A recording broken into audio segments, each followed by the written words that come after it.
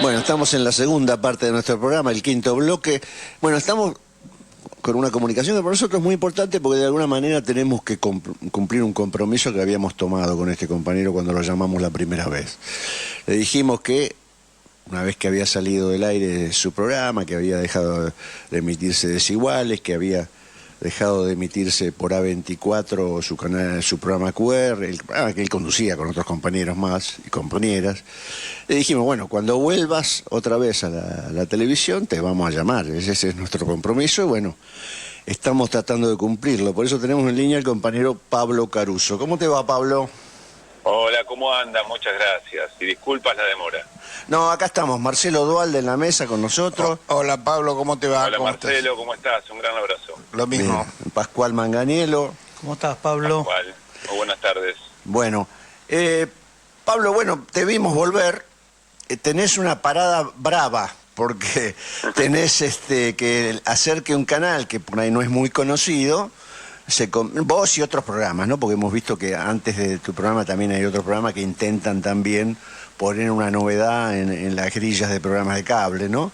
Y se llama Bravo TV, que algunos que estamos más en el tema de los medios lo conocíamos, pero ahora digamos que la decisión del grupo que maneja el canal es poner una serie de programas que antes no estaban, no encontraban su lugar y encontraron su lugar en Bravo TV. ¿Cómo estás viendo después de esta primera semana, los primeros días de tu nueva instalación en un canal de cable?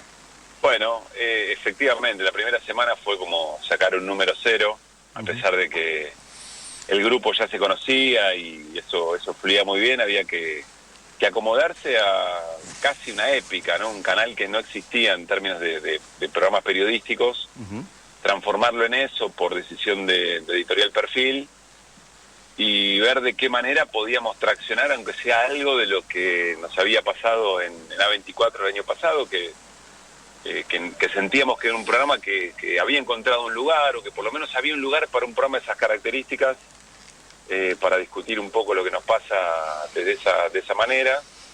Y la verdad que por ahora la respuesta es muy buena, porque es un canal que no medía y ahora mide, y no solamente por nosotros, sino por toda esa programación. Pero al mismo tiempo, para estar en la discusión, sentimos que, bueno, que hay que esperar un poco más de tiempo, que hay que darle un poco más de difusión, y tratar de acomodarnos también a los tiempos en los que las cosas se transmiten desde lo digital. Bueno, son varias novedades que tenemos que ir caminando. Y al mismo tiempo encontrar el tono del momento, porque me da la sensación que hay un punto de inflexión en términos de la relación de la sociedad con Milei, y también saber cómo interpretar eso, ¿no? Sin creer que es un gobierno que está en una crisis política terminal, pero al mismo tiempo sabiendo que no es lo mismo que el año pasado. Estás con el mismo equipo prácticamente, Hernán Lecher, Irina Hauser, Martín Granowski, hay algún nuevo compañero que se ha incorporado, pero más o menos el compromiso de todos sigue en el programa, ¿no? En QR. Sí, es el mismo compromiso y eso lo quiero rescatar, porque para todos era ir a un lugar donde teníamos que remar mucho la difusión. Y sin embargo, bueno, todos aceptaron estar, también, bueno, son laburos, ¿no? Sí, pero habla bien del grupo, porque la verdad es que nos llevamos muy bien, todo fluye con mucha naturalidad, trabajamos con una libertad que es un privilegio en estos tiempos, es la misma que tienen ustedes, digamos, pero convengamos que no es una cosa muy habitual, en los medios de estos tiempos. Y bueno, y sí, Pablo Ibáñez se fue a C5N, y nosotros invitamos a Mauricio Caminos, que es editor de política en Diario AR, para que nos acompañe, y bueno, está haciendo sus primeras experiencias. Pablo, dos cositas. Una, primero, mandarles un gran abrazo y felicitaciones a todo el equipo de parte mía. Muchas gracias. Algunos son muy amigos, otros conocidos, pero que gente que dice las cosas claramente y no es susceptible de ensobrarlos, ¿no? Sí, total. Y la otra es, porque lo veníamos hablando recién en el programa, y hay una cosa que queríamos comentar con vos. ¿Vos crees que el plan económico evidentemente no funciona, este plan económico estalla, es cuestión de tiempo? ¿Vos crees que Milei sobrevive al estallido del plan económico cambiando a Caputo o haciendo como sea, pero vos crees que puede llegar a resistir y intentar llegar a los 4 años?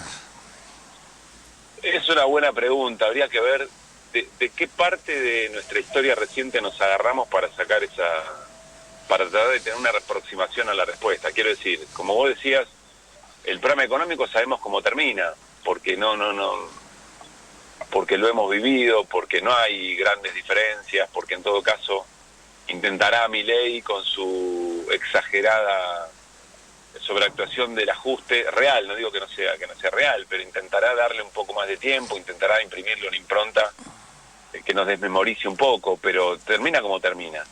A mí me parece que el deterioro es tan grande, la violencia es tanta, que sea, de lo que estoy seguro, a ver, contesto de esta manera, de lo que estoy seguro es que cuando se caiga el modelo, cuando estalle y genere la respuesta y el deterioro que se agudice un poco más, yo creo que Milei no pasa esa prueba. Milei no la pasa. Como no la pasó de la Rúa, como Menem tampoco la hubiera pasado. Ahora, si dura lo que Menem, si dura lo que de la Rúa, tengo una intuición, me parece que los tiempos se acortan. Me parece que las contradicciones se agudizan más temprano, por varias razones. Pero de lo que estoy seguro es que Milei cuando todo esto estalle del modo en que el modelo económico lo va a hacer estallar, yo creo que Milei no sobrevive a la historia política argentina. Vos pones 2 ejemplos, ¿no? El del menemismo, que duró muchos años, 10 años fueron, y el de la Rúa, que duró apenas un poquito más de las elecciones de medio término, 2 años. Sí, como parte de ese mismo estallido, ¿no? Que lo que termina estallando es el modelo de Menem. Exactamente, buena reflexión esa. Ahora, a lo que yo apunto es a lo siguiente. Una característica que tiene el gobierno de Milei, no sé si vos lo compartís, por lo menos acá lo hemos charlado mucho, es que es un gobierno explícito. No es un gobierno que hace eufemismo. Yo recuerdo que de la Rúa contraía deuda, le llamaban blindaje, megacanje, y la guita se volaba, desaparecía inmediatamente. Sí. Eran millones de dólares, ¿no? Miles de millones de dólares. Miles de millones. Y la verdad que el discurso de la Rúa era un discurso típicamente radical más tirado a la derecha, digamos, como era... más balvinista que alfonsinista. Claro, los blancos le llamaban en su momento, ¿no? Y la verdad que empezaba a aparecer como una figura hasta grotesca, insegura, muy fácil de bardear. Lo bardeaban en la tele, lo bardeaba Tinelli, lo bardeaba, hasta él mismo se bardeó en el programa de Tinelli cuando no sabía por dónde salir del estudio. Bueno, la verdad que esa fue la caracterización de ellos. Ahora Milei es otra cosa. Milei es un tipo agresivo, violento. Ahora entró en la etapa simbólica con lo de Bayer, con lo del Centro Cultural Kirchner. Están en una etapa simbólica que por ahí es una forma de debilidad, porque también lo analizamos en el programa. Una cosa es cagar de hambre a la gente y otra cosa es bajar un cartel que yo mañana lo pongo de vuelta. Ahora, la gente que cagaste de hambre, la cagaste de hambre.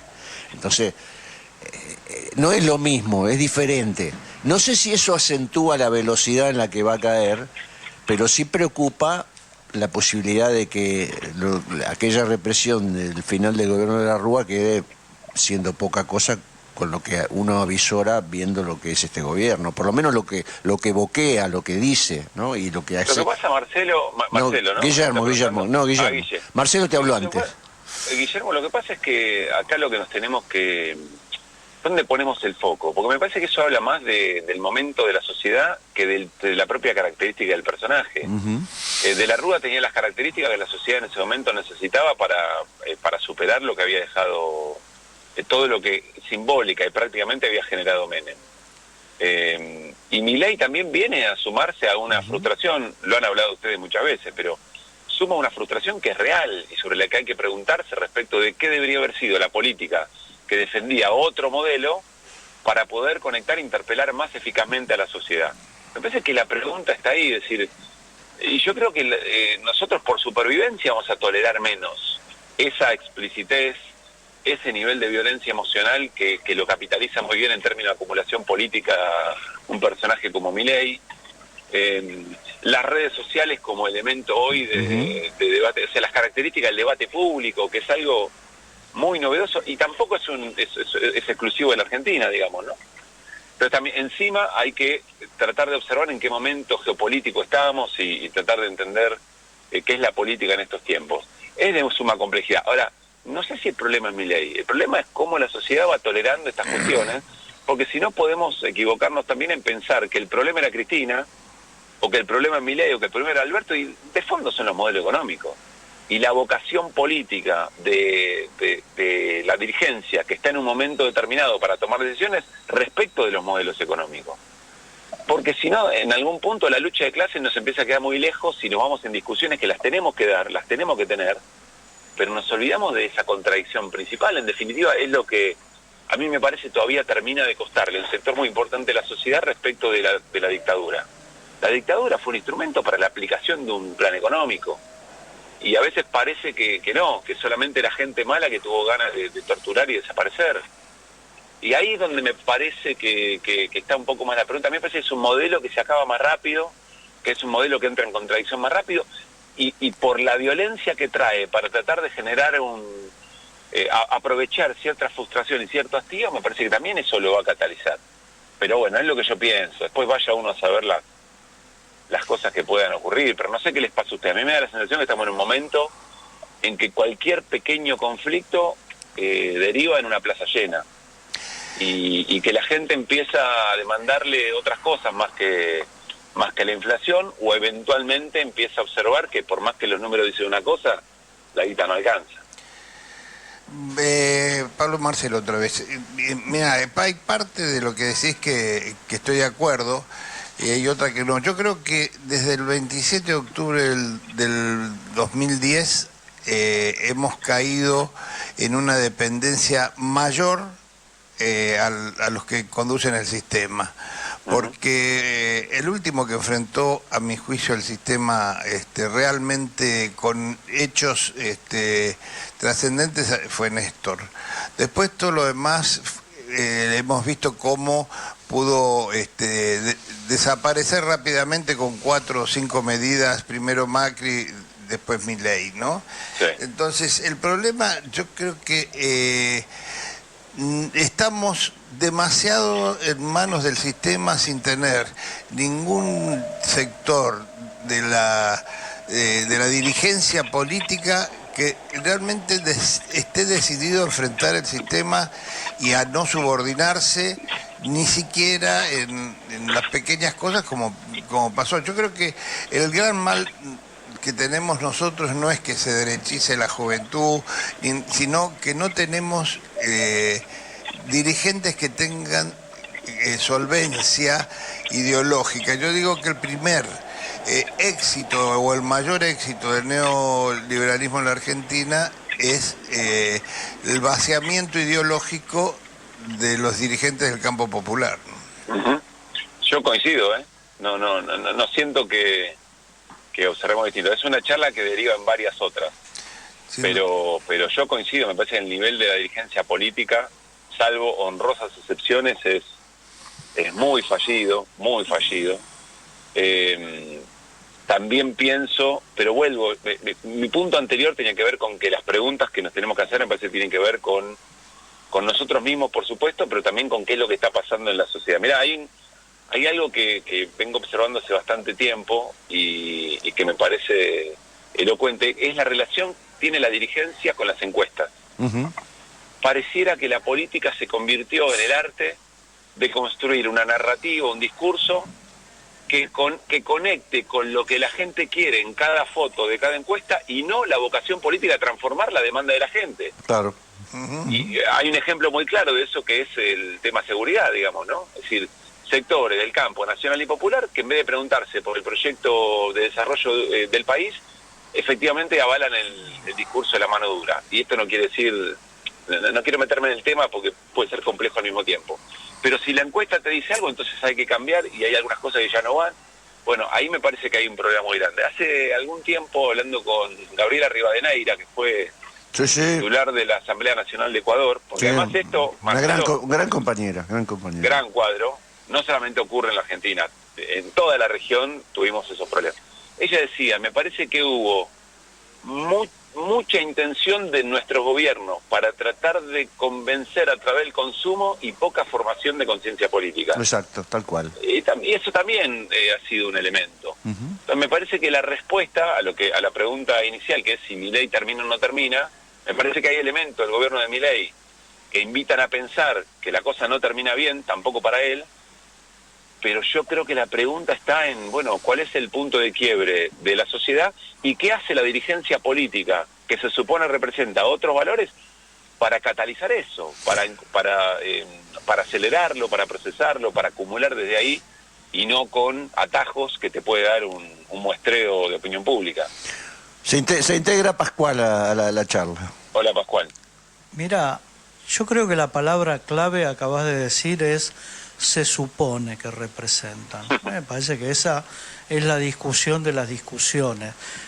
Nosotros en este programa y obviamente en la militancia cotidiana, la discusión es sobre el tema de la representatividad y cómo se repiten los nombres, que además tiene una visión patronal, liberal de la vida, no solo de la seguridad pública, sino del conjunto de cosas.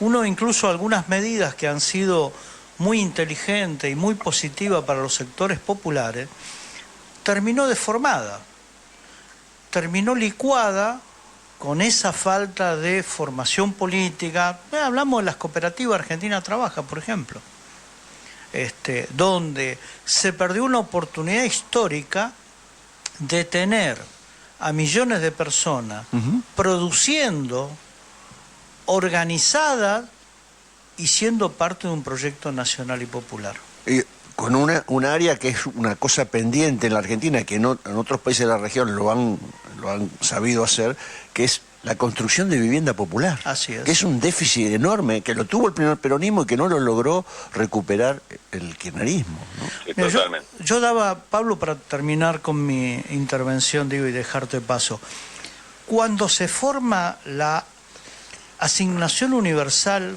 por hijos, yo en esa época vivía en La Matanza, en los 90, del lugar que soy originario, y había el artículo 9 en la reglamentación de la asignación universal por hijo, que estaba hecha por un funcionario del ANSES, que fue una iniciativa maravillosa. Que empezó con Elisa Carrió, hay que decirlo. Claro, que es la que lo planteó originariamente. Sí, señor. Pero en el artículo 9, en las disposiciones, decía de que era incompatible la asignación universal por hijo con cualquier otra asignación, por ejemplo, una pensión graciable. Pues sí, pero ¿cuánta plata le estás dando, flaco? Claro, claro. Digo, una visión realmente liberal, digo, no le demos. Y lo mismo con el tema de los ingresos de las cooperativas. Esa es una discusión, digo, porque hubo cooperativas donde los compañeros que cartoneaban o que fabricaban bloques, dependiendo, realmente ganaban muy poco dinero, con eso no se podía vivir. Entonces era imposible que vos le pidas que cumplan una jornada de trabajo, porque además no tenían aguinaldo, no tenían, digo, ninguna seguridad laboral. Yo sé que tenés un programa a las 4, así que la vamos a ir redondeando, si te parece. No hay problema. Mirá, vos sabés que en el bloque anterior teníamos una discusión sobre que la tenemos hace tiempo, sobre la supuesta derechización del electorado del pueblo argentino. Y yo les pongo siempre el ejemplo a los compañeros. ¿Cuál fue la oferta electoral del 2015? Scioli Macri. La del 2019, Macri o Alberto. Y la última fue Massa o Milei. O sea, la verdad que lo que nos ofrecen no es una cosa... De ahí surge lo que le comentaba yo a Pablo, de que la derechización en todo caso es producto del vaciamiento ideológico y que además llega a dirigentes cualquiera que tenga cierto sponsor, tenga algún dinerito, económico, un dinerito para invertir en algo productivo, y alguien que tenga también voluntad de obsecuencia, porque eso es muy importante, que muchos llegan más que por otros valores, es por el valor de la obsecuencia, de hacer a ojos cerrados todo lo que le mande el... Y que nunca critique a las corporaciones económicas, a los monopolios, por supuesto. No, pero además Claro. hay cosas muy fuertes, y hay cosas muy fuertes que hoy Guado de Pedro, por instrucciones de Cristina, fue a traer a la empresa de agua Mecorot. de Israel para que maneje el agua de 7 provincias de acá. ¿Cómo se explica eso, Pablo? Ahora, no, ¿cómo se explica? Es posible que sea eso, el vaciamiento ideológico, la oportunidad perdida para generar otro nivel de conciencia política, las experiencias históricas. Bueno, ahora yo me preguntaría eso hacia adelante y vamos a volver a encontrarnos con la idea de la unidad lo más amplia posible para ganar elecciones y para que en el Congreso haya una representación política que efectivamente no le permite a un gobierno como este gobernar con el Congreso, porque Milei gobierna con el Congreso. Sí, claro. Milei gobierna con el Congreso. Si el Congreso hubiera tenido otra representación o hubiera tomado otras decisiones, Milei no podía gobernar. La pregunta que vamos a hacernos muy pronto es, bueno, unidad, ¿hasta dónde? ¿Con qué límites? ¿Quién la conduce? ¿Y qué pasa con el programa? Y esa es una pregunta... Fundamental, porque fundamental. ¿unidad en base a qué? ¿A un triunfo electoral o a un proyecto de país? Y eso tiene que ver con la confección de listas. Pero también queremos... No, y evidentemente es importante ganar elecciones, porque si no ganas elecciones te pasa lo que te pasa, pero si la ganas de cualquier manera, Y generas no- tanto fracaso y tanto fastidio que te gana un tipo haciendo campaña con una motosierra. Pero lo que pasa es que si vos en la lista privilegiás el tipo que te trae guita, el tipo que tiene contacto, el tipo que está vinculado con la embajada... Que aparece en televisión todos los días. Claro, esas cosas no son las importantes para elegir un candidato, porque después ese candidato va a votar lo que le conviene a la empresa que Así es. representa. Yo me hacía una pregunta que es muy sencilla. Nosotros en el 2019, ¿ganamos o perdimos con el triunfo electoral de Alberto Fernández? Porque no nos olvidemos que la gestión de Fernández y Cristina... Y probablemente Fernández- probablemente las dos cosas. Pero no nos olvidemos que esa gestión fue la que le abrió la puerta a Milei para que pudiera llegar y hacer lo que está haciendo, ¿no? Bueno. Sí, ahí es donde también aparece un elemento, que insisto, Milei no nace un repollo, ahí algo está ocurriendo en el momento de la política, por lo menos de Occidente. Ahora, sin duda que el gobierno de Alberto Fernández y de Cristina Fernández de Kirchner, porque me parece que es el gobierno que supieron hacer los dos, Exacto. con todas las diferencias y con todas las caracterizaciones y discusiones en las que nos podemos meter, pero fue un gobierno, a ver, la persona fue elegida por Cristina y Cristina tomó muchas decisiones durante su propio gobierno, incluso sobre políticas. A mí me da la sensación de que el gobierno de Alberto Fernández va a tener en algún momento algún rescate de alguna de las políticas que llevó adelante y hay cosas que pasaron que se diluyeron y no se valoraron como se deberían haber valorado. Más allá del personaje, más allá del personaje. Por ejemplo, la gestión de la pandemia fue una muy buena gestión. Sí, señor, sí. Coincidí. Y sin embargo queda... El que manejó esa gestión lo echaron por teléfono en medio de la pandemia. Y también es cierto que la sequía fue un elemento muy complejo en tema de los dólares. Entonces, todo eso me da la sensación que en un momento también no se realzó como se podría haber realzado en el marco de discusiones que probablemente eran discusiones razonables. Y cuando... Pero bueno, el fracaso o la frustración de ese gobierno, sin duda que colaboró con la llegada de Milei. Entonces, quizá ganamos y perdimos, y eso es lo que más jode. Claro, te agrego una cosa. Hubo un Sí. excedente de dólares muy importante y ese excedente fue otorgado a las empresas para que fugaran el dinero. Así es. Sí. Y ahí Cristina no dijo nada, hay que decirlo. Cristina se opuso a la negociación con el Fondo Monetario, no lo quería negociar de esa manera, pero cuando se repartió esa guita no se alzó la voz, ¿eh? Pasamos algunos. Cuando se votó legalizar la deuda, porque hasta ese momento era ilegal la deuda con el fondo, renunció Máximo, que no sirvió para nada, y Cristina no ordenó no votarlo o dar la pelea, porque no nos olvidemos una cosa que es muy importante. Cristina no solamente era la vicepresidenta de la Nación, sino era y posiblemente es la líder del mayor sector del campo popular. Ella podría haber convocado movilizaciones, hacer cosas de otras características y no las hizo.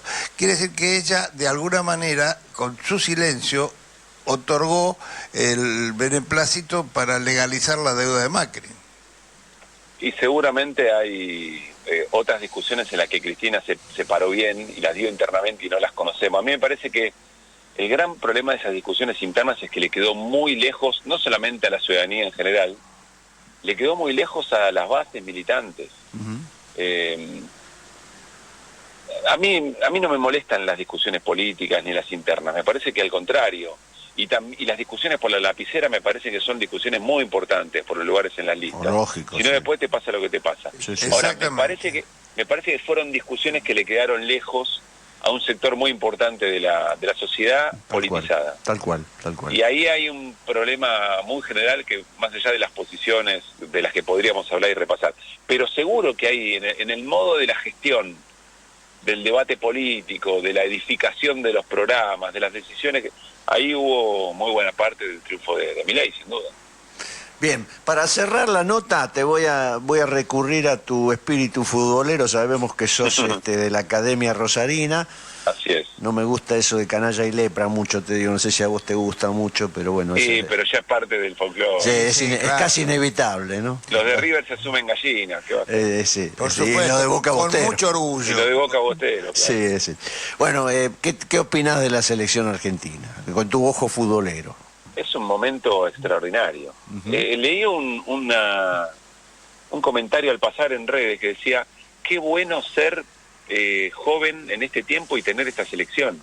El joven futbolero, los jóvenes y las jóvenes futboleras. Obvio. Es un momento extraordinario, pero por sobre todas las cosas, y si querés, para mí un componente político muy fuerte, hay un proyecto claro y hay consecuencia en la ejecución de ese proyecto. Y cuando jugás bien, podés perder, más vale que sí, pero cuando jugás bien lo más probable es que te vaya bien y que ganes. Tal cual.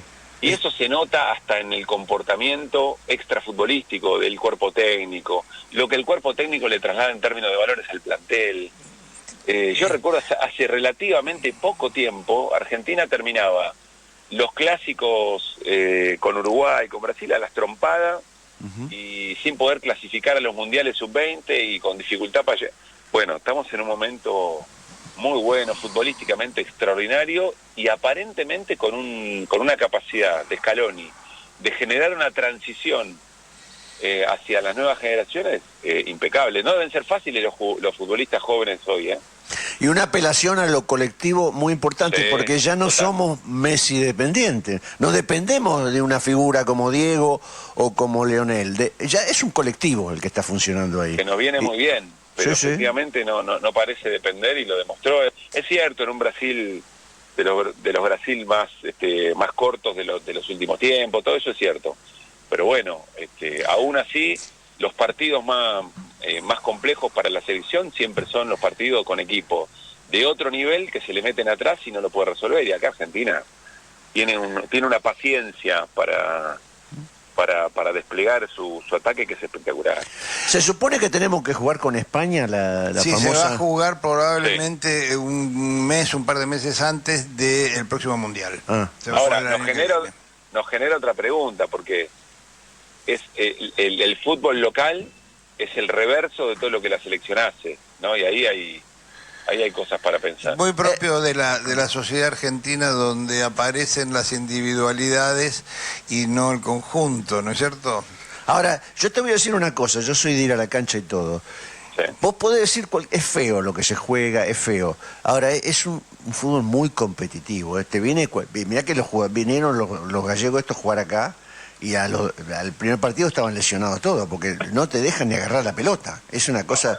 Desde el punto de vista competitivo, el fútbol argentino genera que después cada jugador tendrá una capacidad técnica que lo hace destacarse y es reclamado por los grandes equipos del mundo.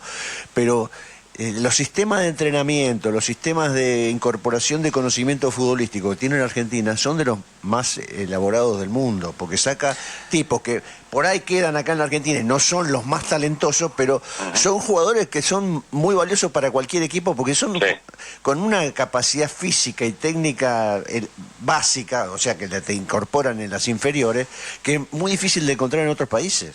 Sí, también hay excepciones, que si hay clubes que también piensan en términos de proyecto y cada un año o dos son protagonistas. Vélez, hay algo en Defensa y Justicia que también pasa en ese sentido, Argentino Junior, hay cosas que ahí ocurren, que hay que prestar atención. Pero ayer charlaba con Matías Canillán, Sí. periodista especializado en deporte, Formado que con, sabe leer formado con Víctor Hugo. formado con Víctor Hugo, y él tira un dato que yo no sabía. Hay 4.000 jugadores en el exterior argentino. Sí, sí, sí. 4.000. Impresionante. No, Un montón de gente. hay mucho más. 4.000 debe haber solamente entre España e Italia, En todas las divisiones. en todas las divisiones. Yo una vez charlando con Jorge Valdano en Sevilla, previo Sí. a un partido de Argentina-España, él me contaba que en ese momento había 5.000 jóvenes de entre 12 y 18 años que estaban jugando en España en distintos clubes, Claro, en todas las de categorías. distintas categorías. Claro, ¿no? claro. No, en distintas categorías. Ahora, yo quería hacer un comentario en relación a lo que vos decías antes. Yo creo que sí, que esta selección tiene un compromiso con la ética, con el buen gusto, que viene, a mí se me ocurre, viene primero desde un origen lejano, que es César Luis Menotti, pero que tuvo que ver con estos muchachos que están hoy, porque él era el director de selecciones cuando ellos Sí, sí. hicieron cargo. Y sobre todo con el que tiene que ver es con José Peckerman, y en esa misma línea después estuvo un gran tipo, un que tenía mayor conciencia política y social incluso, que era Sabela, ¿no? Sí, totalmente, coincido. No lo dije antes, pero este es un cuerpo técnico formado con Peckerman. Exactamente. Y ahí pasó algo muy distinto. Nos hubiera encantado que se traduzca en lo que esa selección merecía, esa que fue a Alemania. Exacto. Pero ese proceso fue un proceso muy sano. Después se quiso cortar camino y de alguna manera retomamos eso que había funcionado muy bien. Por eso decía, cuando se hacen las cosas bien, Sí. en función de un programa, de un proyecto, puede no tener el resultado deportivo o el resultado que se espera, pero seguro que a la larga sale bien. Sí, Bueno. y me olvidé de mencionar a otro que también tiene que ver con ese pensamiento distinto dentro del mundo del fútbol, que es Marcelo Bielsa, ¿no? Sí, también. Bueno, Conozco a un cierto canalla, Canalla era Menotti, por otro lado. ¿no? Canalla de Menotti, Sí. Canalla de Menotti, del Che, de Osvaldo Bayer, Sí, señor. ese canalla. Bien. Fontana Rosa. Claro. Fontana Rosa, por supuesto. Un abrazo fuerte, Pablo. Muchísima suerte con el programa y Bravo TV, ¿eh? Bueno, les agradezco y de vuelta disculpas por la demora, tuve un inconveniente que no lo pude No manejar. pasa nada. Ah, ¿y cómo se llama tu programa de radio? No, que no se nos escape. Que vuelvan las ideas. que vuelvan las ideas, sí, está- sí. Lo oigo siempre. Bueno, no te olvides darle un abrazo grande a todos los compañeros de tu programa. Y bueno, repetiremos esta charla. Me parece que salió bastante jugosa y con muchas cosas pendientes. No la repetiremos porque saliste del aire, la repetiremos porque me gusta hablar con vos. Un abrazo fuerte, Pablo. Pablo. ¿Se cortó? Bueno, se cortó. Listo. Escuchábamos a Pablo Caruso, el conductor de QR, que vuelvan las ideas para el pueblo lo que es del pueblo. Bueno, vamos a la tanda de ahí. Dale.